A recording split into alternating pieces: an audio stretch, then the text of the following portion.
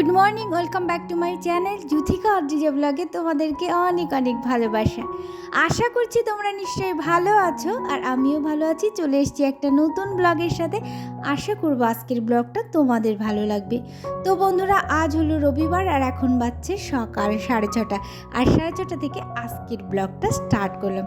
তো বন্ধুরা, অনেক দিন ধরে ব্লগ দেওয়া হচ্ছে না, আসলে ভিডিও বানাতে ভালো লাগে না। হঠাৎ করে চ্যানেলটা একটু কেমন হয়ে গেল, ভিডিও মানে ঠিক টাইম মতো আপলোড করতে না পেরে না আমার চ্যানেলের অনেক ক্ষতি হয়ে গেছে, যার জন্য এখন ভিউ ঠিক মতো হচ্ছে না। আর তার জন্য কিন্তু ভিডিও বানাতে একদম ভালো লাগছে না। একবার যখন ভিউ অনেক উপরে উঠে যায়, তারপরে যখন আবার একদম নেমে যায়, তখন কেমন মন খারাপ লাগে তোমরা বলো তো। তার জন্য কিন্তু আমি ভিডিও বানাই না তেমন একটা। আবার অনেক দিন যখন না বানাচ্ছি তখনও কিন্তু আবার খুব মন খারাপ লাগছে।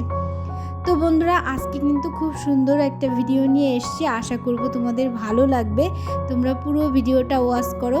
তো সকালবেলা কিন্তু ঘুম থেকে উপরের ঘরের কিছু কাজ বিছানাপত্র গুছিয়ে রেখে তারপরে কিন্তু আমি বাসি জামাকাপড় চেঞ্জ করে তারপরে নিচে চলে আসি। আর নিচে কিন্তু এই যে সকালবেলায় শুরু করে দিই রান্নাঘরের কাজ। প্রথমে উনুনটার ছাই কেড়ে নিলাম, তারপরে উনুনটা লেপে নিয়েছি, আর তারপরে এই যে বেসিনে রাখা বাসনগুলো আর কি সিঙ্কে রাখা বাসনগুলো ধুয়ে নিচ্ছি।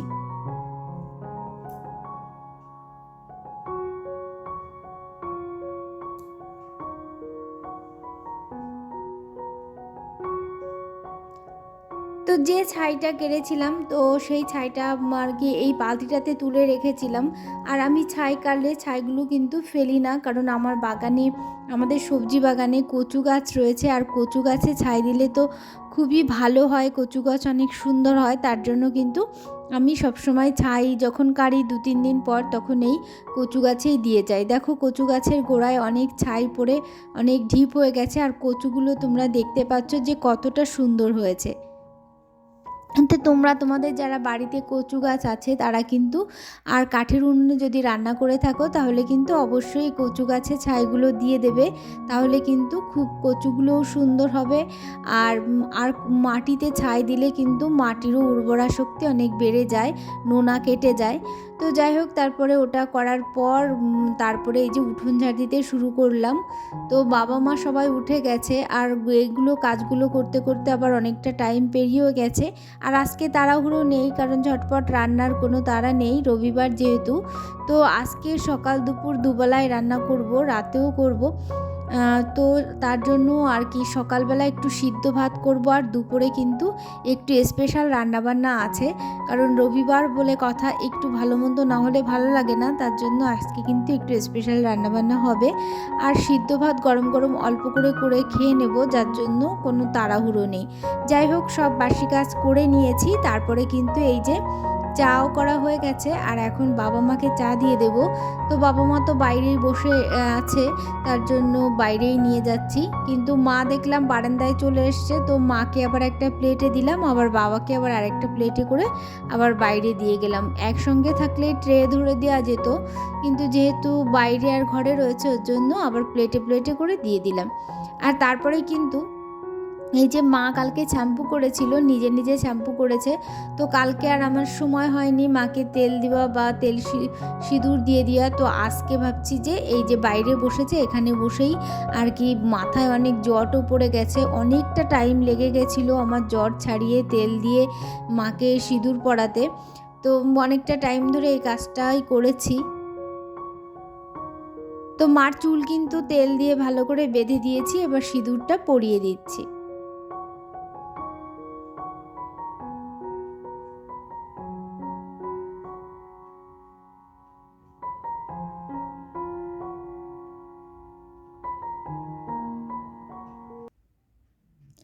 তারপর আমার হাজব্যান্ড বাজারে গেছিলো, তো বাজার থেকে মাংস নিয়ে এসছে, আর এই যে দুটো রুই মাছ নিয়ে এসছে। তো মাছগুলো কিন্তু আজকে রান্না করব না, কেটে ধুয়ে পরিষ্কার করে ফ্রিজে রেখে দেব।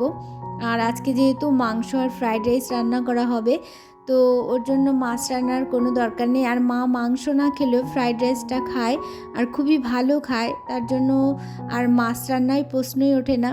তো যাই হোক, তারপরে আজকে আমাদের ছাদে মানে ব্যালকনির গাছে একটা ক্যাপসিকাম গাছ লাগানো হয়েছিল, তো তাতে ছোট্ট করে একটা ক্যাপসিকাম হয়েছে। তো তো সেই ক্যাপসিকামটা দিয়েই কিন্তু আজকে ফ্রাইড রাইস রান্না করব, মানে আর ক্যাপসিকাম কেনা হবে না, এটা দিয়েই আর বাদবাকি অন্য সবজিগুলো দিয়েই কিন্তু আমি ফ্রাইড রাইসটা রান্না করব। তা মেয়ে আবার বলছিল যে মা আমি ছিঁড়বো, ওর জন্য ওকে নিয়ে এসেছিলাম আর ওই কিন্তু ক্যাপসিকামটা গাছ থেকে ছিঁড়েছে। যাই হোক, তারপরে এই যে হাজব্যান্ড কিন্তু সবজি বাগানে কাজ করছে, কারণ সবজি বাগানে প্রচুর কাজ, আর হাজব্যান্ডের সবজি বাগানে কাজ করার মন লেগে গেছে, তার জন্য অনেক দিন ধরে একভাবে কিন্তু একটু সময় পেলেই সবজি বাগানে কাজ করছে। আর সবজি বাগানটা না অনেকটা সুন্দর হয়েছে। তারপরে যে আমাদের সবজি বাগানে কিছু সরিষা গাছ হয়েছিল এমনি যেগুলো এত সুন্দর হয়েছিল, আমরা রেখে দিয়েছিলাম যে অন্তত বাটা খাওয়ার সর্ষেটা হয়ে যাবে, তার জন্য রেখে দেওয়া হয়েছিল। আর সেগুলো কিন্তু এখন পেকেও গেছে, আর এর থেকে বেশি পাকবে না, কারণ অনেক পোকা লেগে যাচ্ছে আর পোকাগুলো অন্য সবজির ক্ষতি করছে, তার জন্য কিন্তু সর্ষে গাছগুলো তুলে দেওয়া হচ্ছে।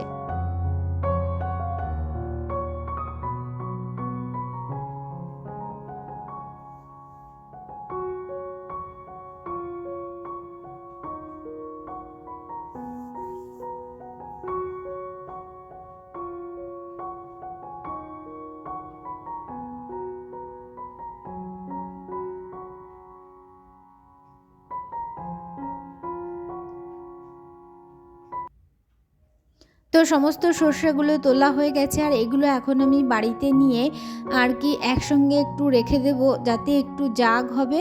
তারপরে কিন্তু 2-1 দিন পরে এটা রোদে দিয়ে তারপরে পিটিয়ে সর্ষেটা বার করে নেব। এই যে সমস্ত সর্ষে কিন্তু এটুকুই হয়েছে।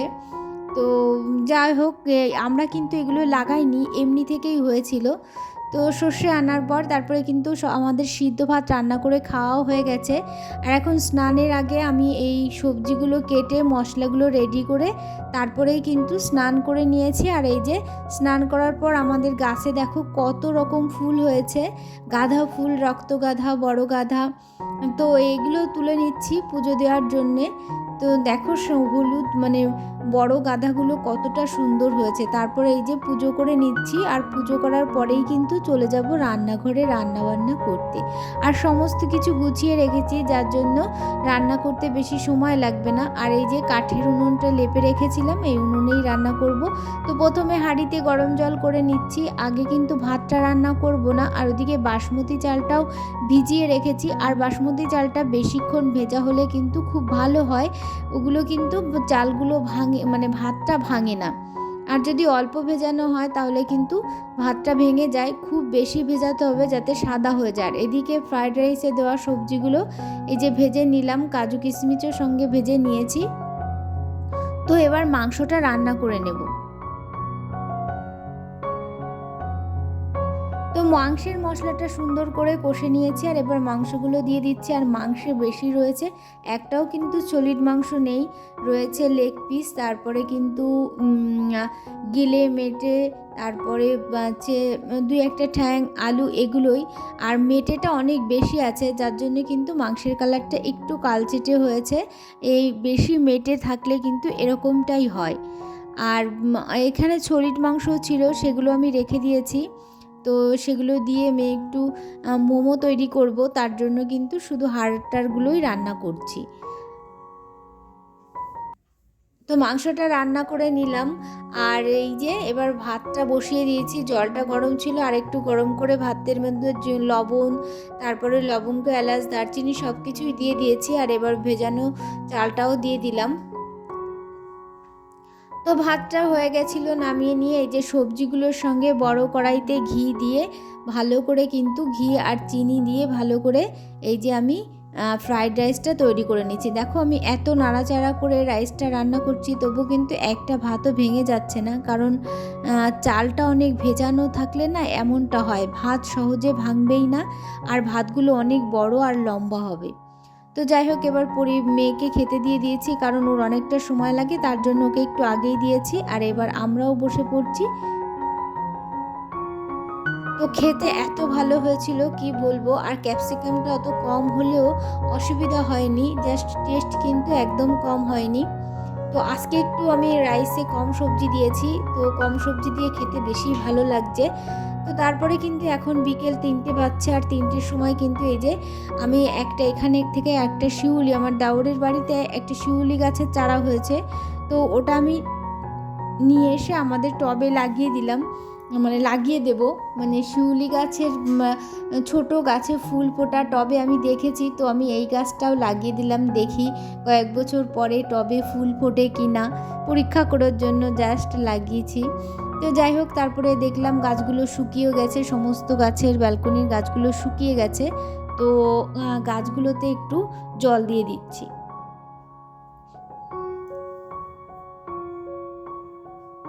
এখন যেহেতু সারাদিন খুব রোদ থাকে, তার জন্য কিন্তু প্রতিদিন একবার করে জল দিলেই ভালো হয়, কিন্তু আমি একদিন বাদে একদিন জল দিয়ে দিচ্ছি, কারণ একটু রোদ পেলেও গাছের অনেক উপকার হবে। আর শীতের গোলাপ গাছগুলো কিন্তু একদম আমি কেটে দিয়েছি, আর কি ফুল হবে না, 2-1টা গাছে ফুল হবে।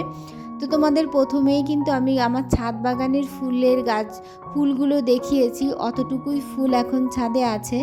তো বাদবাকি কিন্তু সব গাছ, গোলাপ গাছগুলো কেটে দেওয়া হয়েছে, কারণ ওগুলোতে আর ফুল হচ্ছিল না।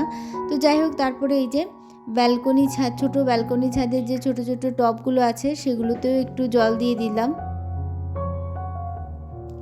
তো এখন কিন্তু 5টা বেজে গেছে, তো প্রায় সন্ধ্যা হব করছে।